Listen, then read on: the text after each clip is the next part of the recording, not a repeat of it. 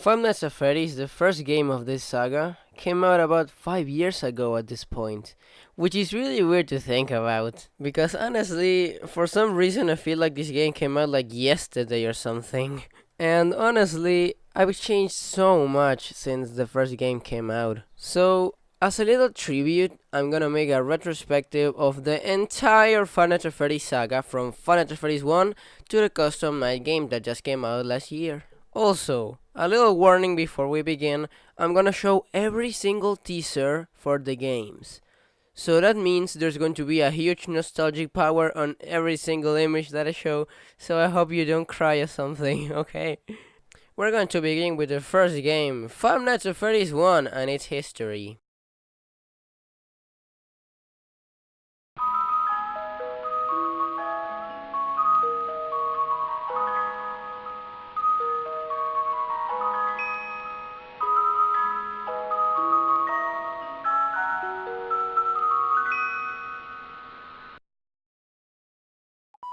Okay, so, as far as I know, the first game came out on the Sura first, this weird website that nobody uses to be honest, and a few days later it came out on Steam, and the 18th of August of 2014. But basically nobody played it until Markiplier made a video about it, and it got like 5,000 million views, what the fuck? And that's basically how the first stage of the Five Nights at Freddy's community began. The gameplay of this game is extremely simple, to be honest.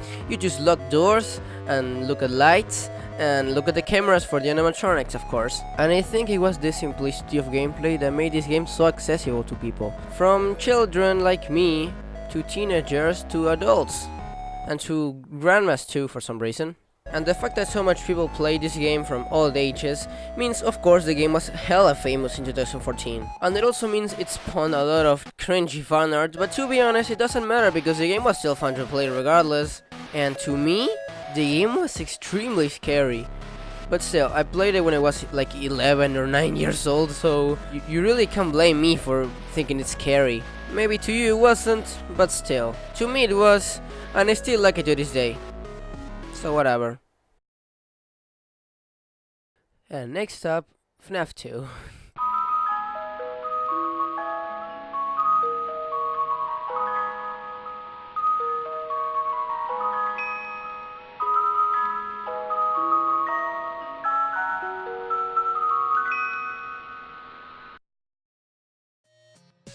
After waiting so long, for like 3 months, we get this first teaser for Five Nights at Freddy's 2 on September 12 of 2014.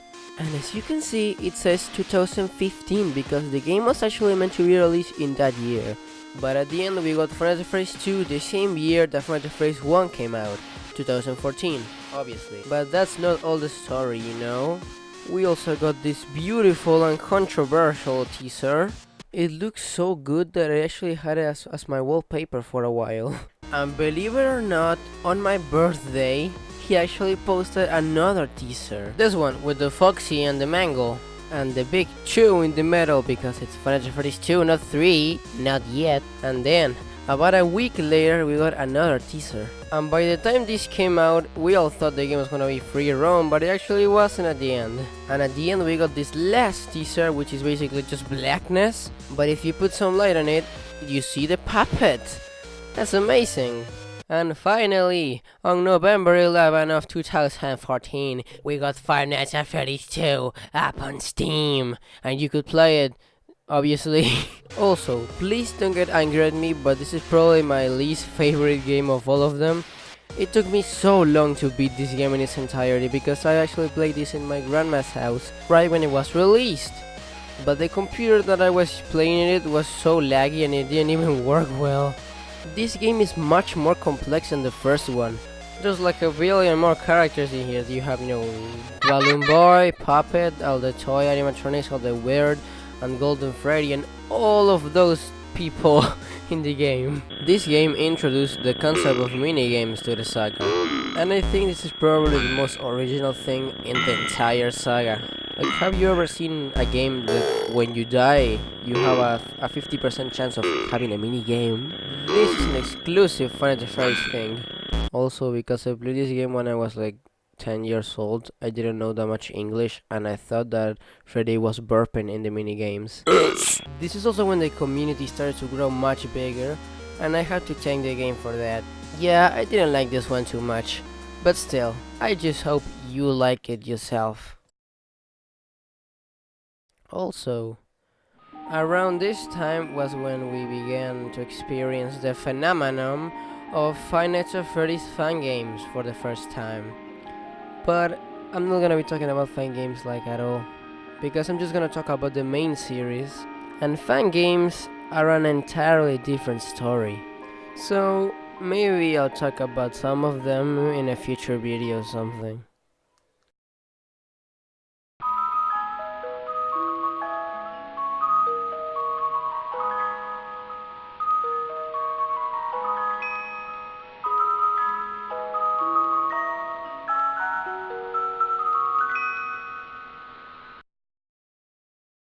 In December of 2014, we got an offline picture in scottgames.com, and because it was in December, everybody thought that it was like a Christmas thing, that Scott was taking a break, because he made like 2 games in 1 year. Of course he was taking a break, right? Yeah, because he was taking a break, right? Right, guys? Fun fact, yes he was. Oh look, it's Golden Freddy! But he was not Golden Freddy. That's the thing. We got this super weird Steam post that kinda hinted at the name Springtrap, but nobody knew what or who was Springtrap. It was so confusing, especially because a month earlier we got this new teaser called What Can We Use?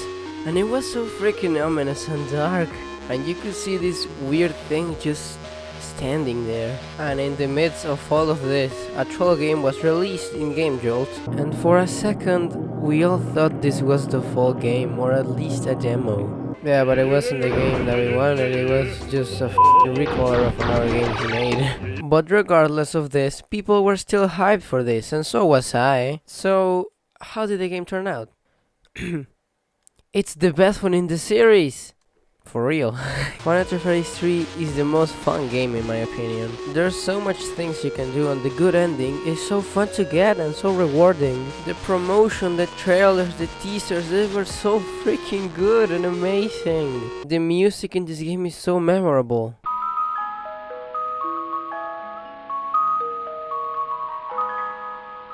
There's so much little secrets in this game too. All the Easter eggs, all the minigames, all of that.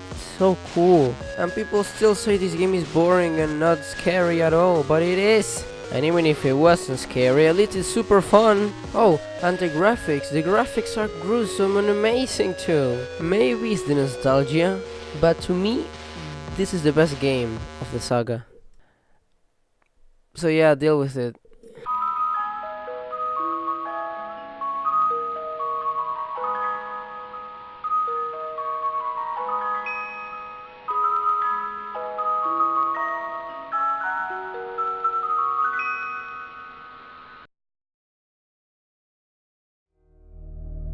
Someday, in March of 2015, we got this picture of a head up in scottgames.com, and everybody thought that it was time to let the saga die for once. To many people, this was the end, and so was to me. I actually thought the saga was over when this was released, but a few months later, something completely unexpected happened. The head disappeared from the picture. What the hell? Five Nights at Freddy's 4. Yeah. What can I say? Five Nights at Freddy's 4. The Five Nights at Freddy's game that doesn't happen in an office, rather in a freaking house. A house? Yeah, a house like yours and like mine. There's no cameras, there's no monitors, there's no screens and stuff like that. Who needs that in a house? No. Instead, there's nightmare monsters of darkness, and all you have is a flashlight and some freaking doors on both sides of the room for some reason. I don't think anybody noticed that. And also, this game is freaking loud, okay? This will break your f***ing ears. Like, no joke, I don't recommend you playing this game because it's so loud and obnoxious, because the whispering sound that you're supposed to listen to hear, it's so freaking quiet in comparison to the scream, so it's not worth it. Because if you didn't know, this game is super sound based. You have to listen to every single sound, and because the nights are so freaking loud and stupid, you don't have time to explain the story through them. So the story of this game is explained exclusively through the minigame. Dude, that's so lame. I'm sorry, but what were you thinking while making this game? Okay, it has a few good concepts, but it's too loud to be good. It's like the main game is pianissimo, and the jump scares are fortissimo. Oh look, it's a music joke. I think the best part of the game is the plush strap minigames, because that's actually quite fun and it's not that loud. And also because Plush Trap is an absolute cutie. And now that we're talking about stuff I like about the game, the graphics in this freaking game. These robots are fucking terrifying, even if they do look a bit silly sometimes. But this comes as no surprise, knowing that Scott has always been a great modeler. So in conclusion, at least you have some cool visuals to accompany this freaking loud game. And if you wanted to see more cool looking demons, there was a Halloween update on Halloween of 2015, which features a bunch of new characters and a few challenges and extras. This makes the game feel a bit more complete in my opinion. What the hell is wrong with you? Also, what's in the box? What's in the box, dude? What's in the box? Freaking tell me, I need to know. Please don't get angry at me over this. When I was younger, I thought this game was way better than it actually is. And maybe it was because there was so much hype around it. But right now, about 3 years later, I don't think it's that good of a game. It's a bit boring, that's all. And that's all I have to say. Let's go to something more happy now.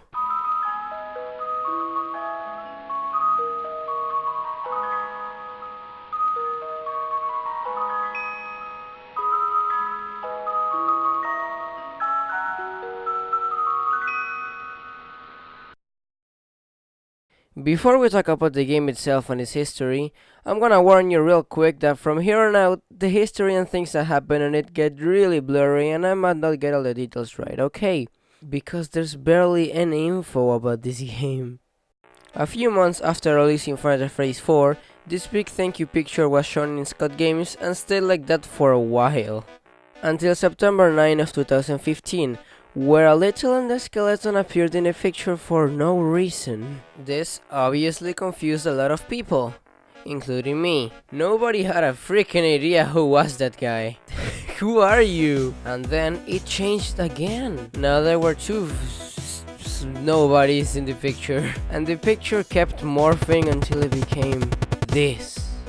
The morphing of the image happened between September 9 and September 22, and the game itself was announced on September 15. So yeah, the impact wasn't as big as it could have been, but then the trailer dropped and everybody went insane thinking the game was gonna be hot garbage. Except for me, because I was actually looking forward to it. And finally we got the game up on Steam on January 21 of 2016. And there's so much I want to say about this game. This game is fun, but it's not fun in the same way FNAF 1 through 4 were fun. This game is an entirely different version of fun. I think the main FNAF games were meant to be played with friends, to have some scares, because those scares made the game fun. But in here, in FNAF World, it's an RPG, it's not horror, there's no scares, there's nothing to be scared about. I just see this game as a treat for the fans, and nothing else. And if you see it like that, it makes total sense, I think. In short, don't take this game seriously, because it's not serious. Okay, it's serious sometimes, but not all the time, okay? And even with all of that, there's still some creepy things about the game. Like for example, the thing I just showed you, what the hell is that? And also, this very weird teaser that showed up like a few seconds on Scott Games, that is just a picture of Mangle hanging herself. Well, that was weird. And the reason why the picture was posted on Scott Games was because of the poor reception that the game got when it got released. And because of that, the game was removed by Scott from Steam, and on February 8th, a new version was released on GameJolt. This new version contained a 3D overworld and a few other things. And finally, on May 13 of 2016, a second update was released on GameJolt. This was called the Update 2, and so much things were added to the game. I believe this update made the game like a billion times better, in my opinion. Apart from the minigames, there was like 8 characters added too. It was a really exciting time to be a FNAF Freddy's fan, and it got even more exciting from there.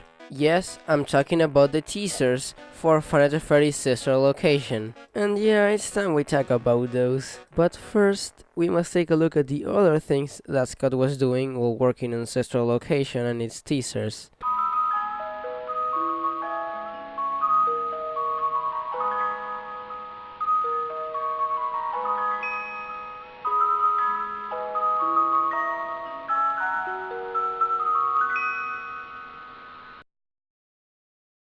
I forgot to mention something really important.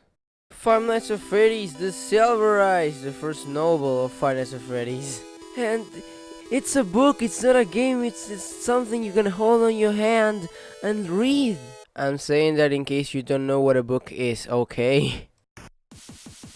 This book is about... Oh, yeah, I have the Spanish version. I cannot explain the story to you because that would be like very spoiler-ish, and I don't want to anyway, so... Yeah, this book is really long too, it's like 4 million pages, and there's not a single illustration here. And at the end they recommend me some Minecraft stuff.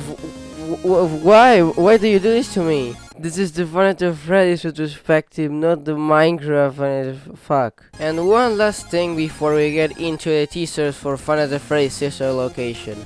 In 2016 on Halloween, there was a Fright Dome attraction for FNAF Freddy's, and yes, there were real animatronics in there. I didn't get to go, obviously, but from what I've seen, it's actually pretty good. Now, let's get into sister location for once. This weird picture was posted on Scott Games someday in March of 2016, I'm not sure which is the exact date. And every few weeks a new letter would appear between these lines, until April of 2016 where this picture was completed. A new game called Sister Location, and absolutely everyone was excited for this. And after a few teasers, we finally got the release date, October 7th. My birthday. Again. This game is super different from the rest of the saga. First of all, you have to be constantly doing things in order to make progress in the game. It's not like just wait for 6 AM to come. No! Instead of that, you have to be doing things. Lots of things actually. Every single night has a different mechanic, believe it or not. Also, this game has a bunch of voice actors, and that makes the game really varied in my opinion. And the voice acting is really good actually. Phantom Freddy's voice is just amazing. He sounds like an insane goat from hell. That's my fetish. And obviously because there's a lot of voices, there's a lot of characters. And the new characters, well, I think they're okay. They're not my favorite by any means, but they're not bad, okay? I think I really like the original cast from FNAF 1, and that's why. But still. And what about the gameplay? The gameplay is kind of fun. It's not the best game of all, but it's quite fun to play, even though it's kind of short. Like, This game is really short without the custom night thing. So yeah, I'm glad Scott decided to add that to the game. I mean, sure, there's 2 endings, but it's not enough. Also, the music is amazing in here. It's original. It's not like stolen from some weird website. Basically, I really like this game. I think it's great. It's original. It's kinda short, but it's fun. I give this one a thumbs up, or a pass up because I'm a bunny, you know. I like sister location. I wish I had a sister. Okay, next game, FNAF 6.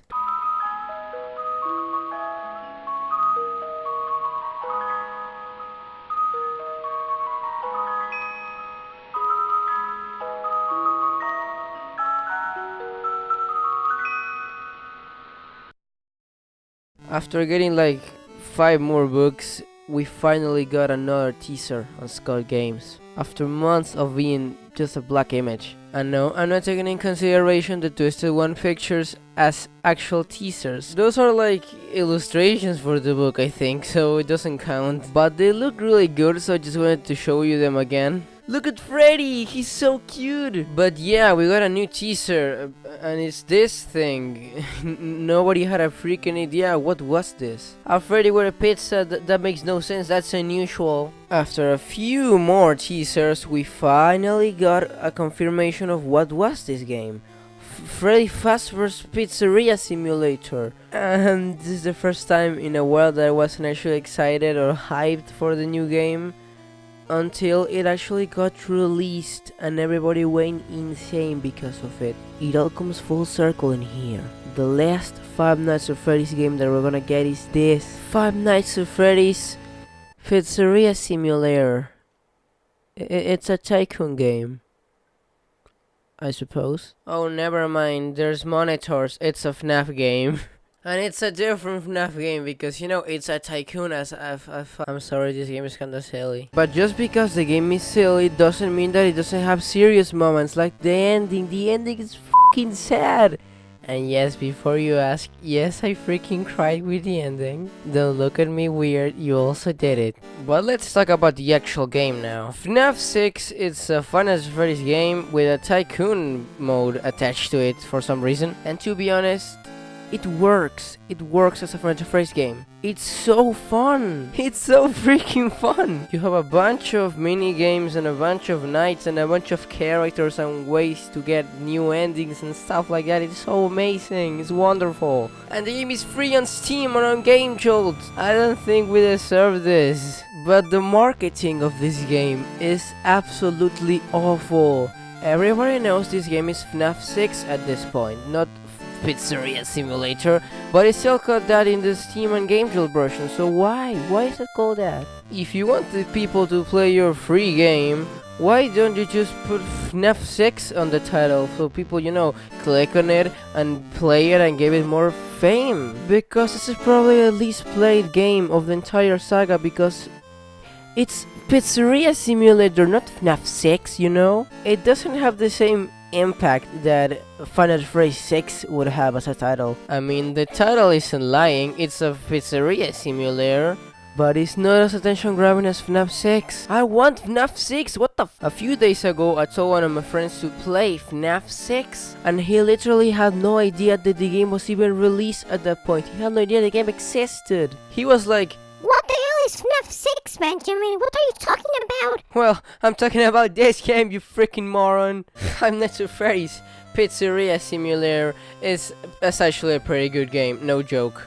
You can hate this game all you want, but it's fun and it's amazing and it's the best ending we could have gotten to this amazing series called Five Nights at Freddy's. And it's free, so if you're not playing it right now, I don't know what you're doing. And yes, this is the first Five Nights at Freddy's game and the only Five Nights at Freddy's game that actually made me cry, okay? So it has a special emotional place in my heart. But regardless, this is not the actual ending to the series, believe it or not. We still have to talk about the Ultimate Custom Night thing.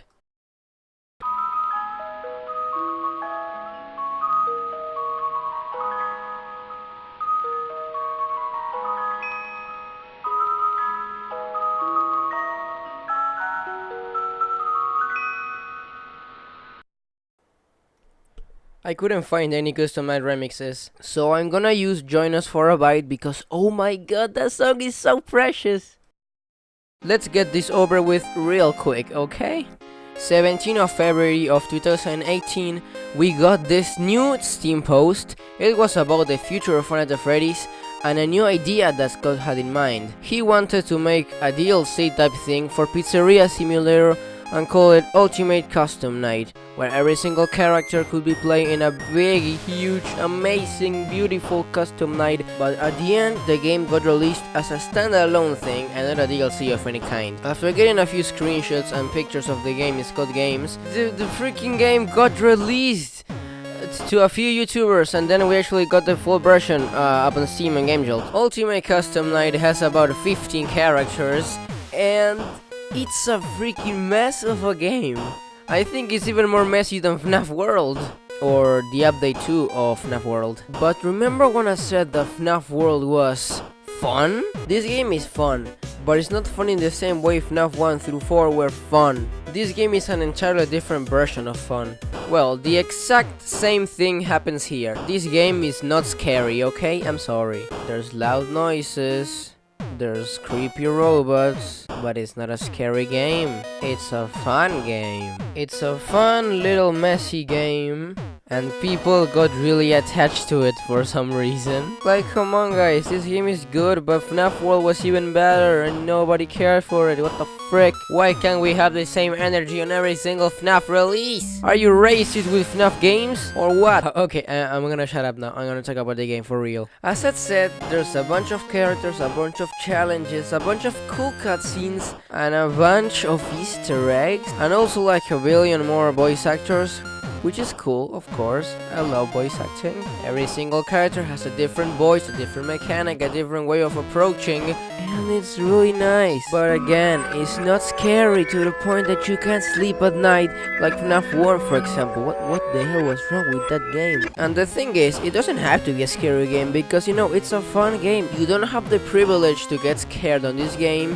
because first of all, it's fun, and second of all, there's so much things going on that you just can't get scared. But thank God, this game is at least not loud like FNAF 4. And maybe to you it's scary, but for me it isn't. Maybe it's because I'm growing older and scary shit is not as scary as it used to be? I have no idea. Because FNAF 1 and 4 are still freaking terrifying. Also, if you're wondering, I am 14 years old. For the love of God, please don't get angry over my age, okay? Ultimate Custom Night is not the last game of the FNAF series by any means. Scott has already announced a new game called FNAF Into Madness, so in a few weeks or months or days or whatever, I'm gonna have to make this video over again or something. I'm gonna have to update it. And he said it's going to be something like the FNAF World Update 2, so yeah, it's not gonna be scary either. And the movie is coming out in like 2 years, so we're not going to get that much FNAF content in a while. There's also like a new line of books coming out, a VR game, which I'm not gonna play because I really don't care about VR at all, and also console ports for PS4, Xbox, and N-Word Switch. So yeah, that's pretty much the entire FNAF Freddy saga in a nutshell. And this video is already pretty long, but I really want to make it to 30 minutes, so I'm gonna have a few thank you moments. Cue the sad music and the FNAF 1 background, please. Five Nights at Freddy's has given me countless hours of fun, joy and scares. From FNAF 1 to Ultimate Custom Night, it's been a hell of a ride. And I really don't think it's going to stop anytime soon, and I'm really grateful for that. FNAF is pretty much the reason why my character is a bunny, because you know, he was inspired by Bunny, obviously. And pretty much all of my friends came from the FNAF community. We all have something in common, and it's that we love FNAF Freddy's with a passion. Five Nights at Freddy's inspired me to make my very first real game called One Night at Scars, and it was released in 2015, so you can pretty much tell how much this game has changed me. After One Night at Scars 1, I made like, 7 more games of the saga, and I'm currently making another one. And it's an original game, it's not a FNAF Freddy's fun game. I just wanna thank Scott Cawthon for making this amazing saga called FNAF Freddy's. And thanks to all my friends for, supporting me through these 5 years that I've been, playing Find the Freddy's and being in the community. And I'm pretty sure I forgot to put a bunch of things in this tribute video, but still, at least I made something for Scott to see someday. If he actually does see it, thank you, dude. It means a lot. So basically, this is what happens when you leave it to someone else. If you want it done right, you should just do it yourself. You oversaturate your world with nothing but machines. You might make everyone happy, but you're dead inside just like me. Okay, that ending was kinda edgy, I think. So let's just do something really happy. Let's just cut to the outro and hope for the best. See you later in the next video. I love you all. Thanks for watching. Bye bye.